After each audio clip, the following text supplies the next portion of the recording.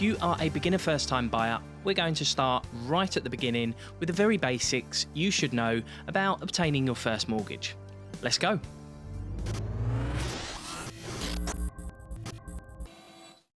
Hi, my name's Alex Kerr. I'm a qualified mortgage broker and my passion is simplifying the mortgage process for first-time buyers. Let's get into the vid. Tip 1. Repayment mortgage versus interest only.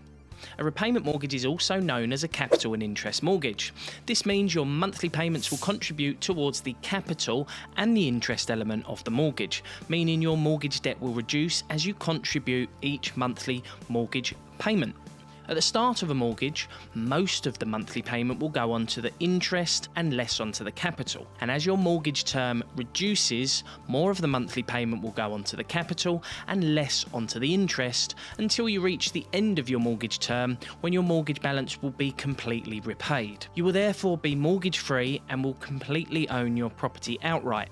This is known as owning an unencumbered property. Tip 2. The mortgage term.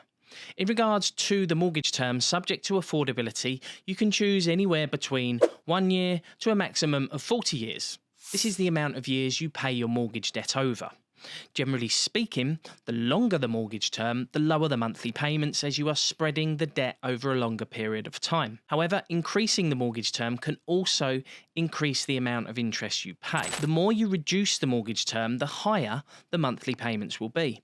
There will come a point when the mortgage payments become unaffordable the shorter the term is. For example, if you try to pay your mortgage over 2 years, this will result in huge monthly payments, therefore being unaffordable. So it's important to budget accordingly and understand what type of budget you would be comfortable with, and then leave a buffer on top of this, as interest rates can go up, of course, and you will need to be able to afford an increase in interest rates as well. Tip 3. Mortgage products. There's a lot of mortgage products that you may come across which could lead to a lot of confusion.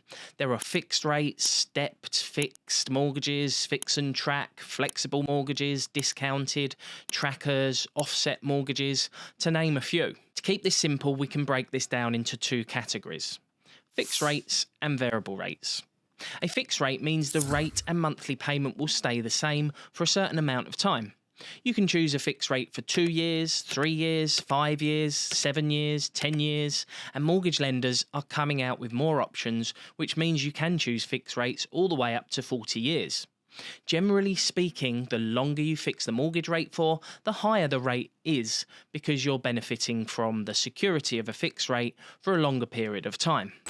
Most fixed rates will allow you to overpay 10% of the mortgage balance per year without a penalty.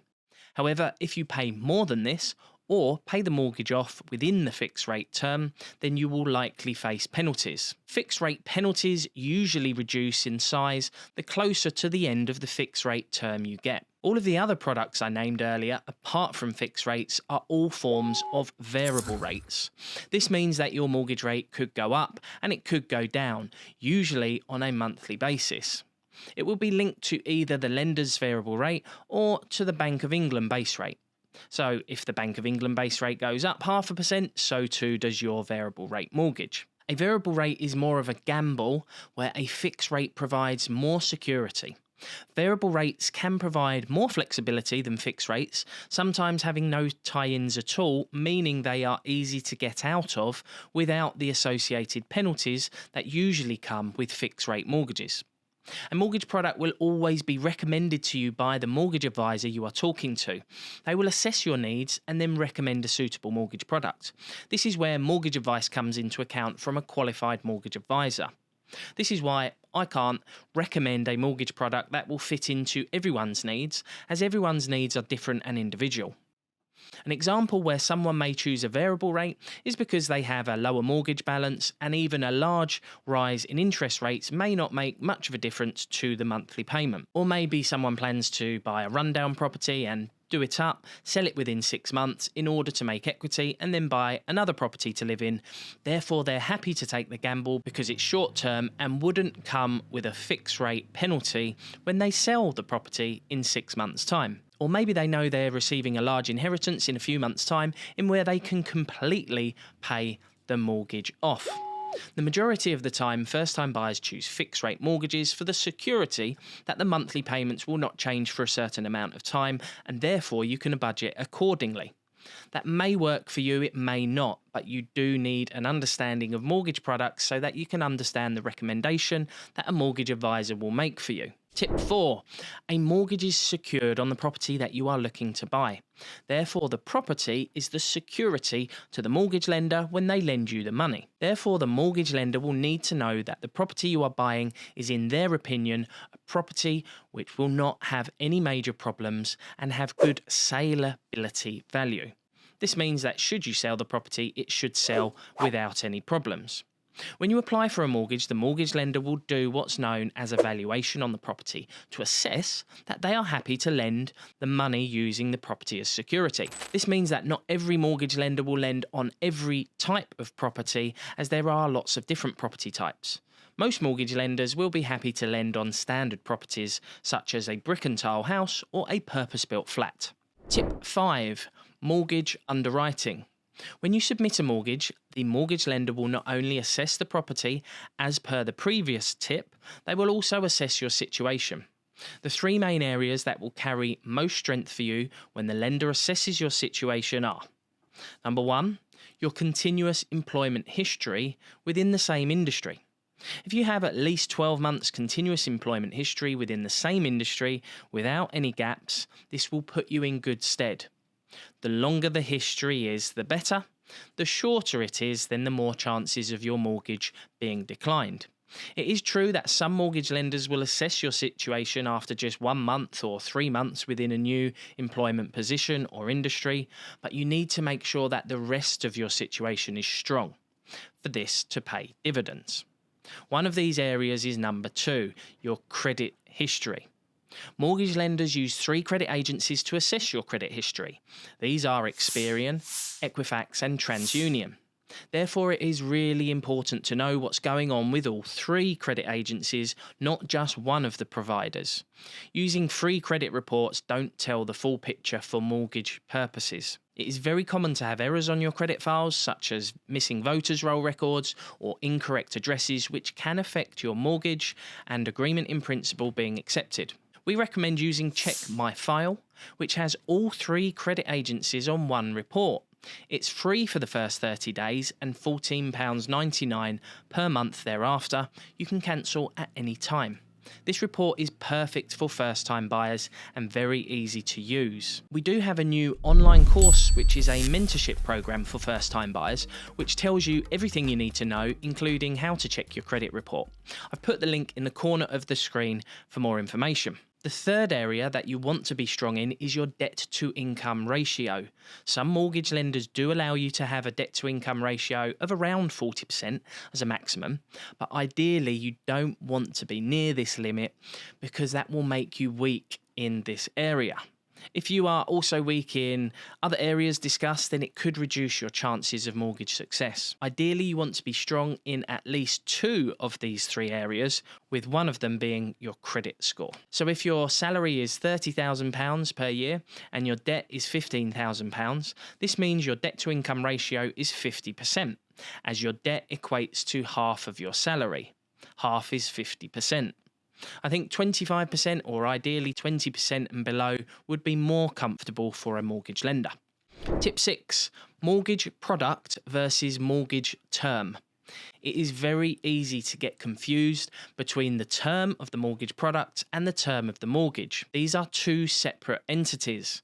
A mortgage term is what you choose to pay your mortgage over. You can choose a mortgage term to a maximum of 40 years, up until your retirement age, which at the moment is typically 70 years. A mortgage product term is the length of the mortgage product you choose. For example, if you choose a fixed rate for 5 years and a mortgage term of 30 years, this means for the first 5 years of your 30-year mortgage, your rate and monthly payment will be fixed for the first 5 years.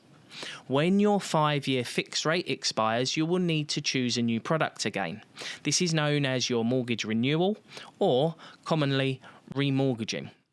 This is where you choose a new mortgage product or new mortgage lender to pay off your current mortgage as it has now expired. So in theory, you could choose a 5-year fixed rate 6 times in a row throughout your 30-year mortgage term, should that scenario fit your circumstances.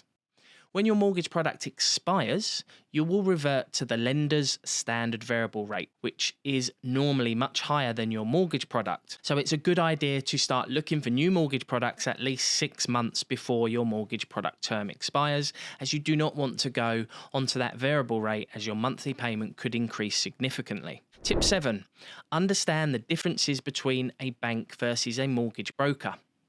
If you go to your bank, you will only get access to one set of products. They could be the worst set of mortgage products on the market at that particular time and therefore cost you thousands of pounds, which you could have saved by looking at more than just one bank's product. And by the way, there is no benefit in going to your bank that you have your wages paid into and that you have your current account with. You might think that there is, it might give you some sense of comfort, but the reality is that they will look at your situation exactly the same as they would a new customer who doesn't bank with them. The only benefit I can think of is some mortgage lenders like Barclays might lend you a bit more if you have a special account with them like a Premier account. A mortgage broker, like myself, will look at hundreds of banks and hundreds of mortgage products on the market and then recommend the least expensive mortgage product to you, taking all fees into account that best suits your circumstances once they have assessed your needs, as well as potentially saving you thousands of pounds versus the product of just one bank. They will also pair you with the correct mortgage lender first time. Mortgage lenders have different sets of criteria, which means not every bank will match your circumstances, and the amount of variables that need to be taken into account for your situation to fit with a particular bank or building society is vast. If your situation is not straightforward, maybe you have adverse credit, maybe you are an agency worker, maybe you want to buy a non-standard property, maybe you have a complex situation or income, then you would need to use a specialist mortgage lender, which a lot of them only work with mortgage brokers. If you are a first-time buyer and you are early on in the process, or you have a deposit and are ready to go, then at Mortgage Chain we do have different services we can offer you. Either our mentorship program if you are at the early stages, or an analysis session to discuss your options could work for you.